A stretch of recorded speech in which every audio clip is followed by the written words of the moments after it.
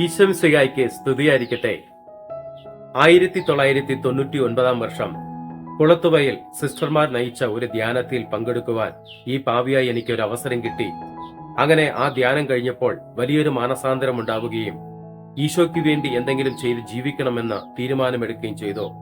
പക്ഷേ കുടുംബത്തിലുള്ളവരോ സമൂഹത്തിലുള്ളവരോ കൂട്ടുകാരോ അത് അംഗീകരിച്ചില്ല.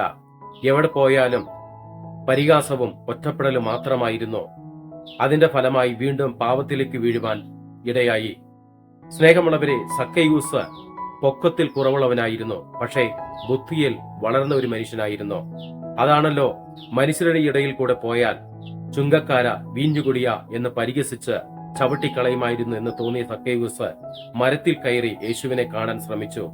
ഇത് മനസ്സിലാക്കി ഈശോ തന്നെ സക്കയൂസ് ആഴമായി സ്നേഹിക്കുന്നുണ്ട് എന്ന് മനസ്സിലാക്കി, സക്കയൂസ് ഇറങ്ങി വരിക, ഇന്ന് എനിക്ക് നിന്റെ വീട്ടിൽ താമസിക്കേണ്ടിയിരിക്കുന്നു എന്ന് പറഞ്ഞു. സ്നേഹമുള്ള സഹോദര സഹോദരി, നിന്റെ വിശ്വാസം ദൈവത്തെ പ്രീതിപ്പെടുത്തുകയും ദൈവത്തെ ബോധ്യപ്പെടുത്തുകയും ചെയ്താൽ ദൈവം നിന്നെ മാറോട് ചേർത്ത് പിടിക്കും. പിന്നെ ഒരു തിന്മയുടെ ശക്തിക്കും നിന്നെ പരാജയപ്പെടുത്തുവാൻ സാധിക്കയില്ല. കാരണം സങ്കീർത്തനങ്ങൾ 118:8 മനുഷ്യരിൽ പ്രത്യാശ അർപ്പിക്കുന്നതിനേക്കാൾ കർത്താവിൽ അഭയം തേടുന്നത് നല്ലതാണ്. ആമേൻ.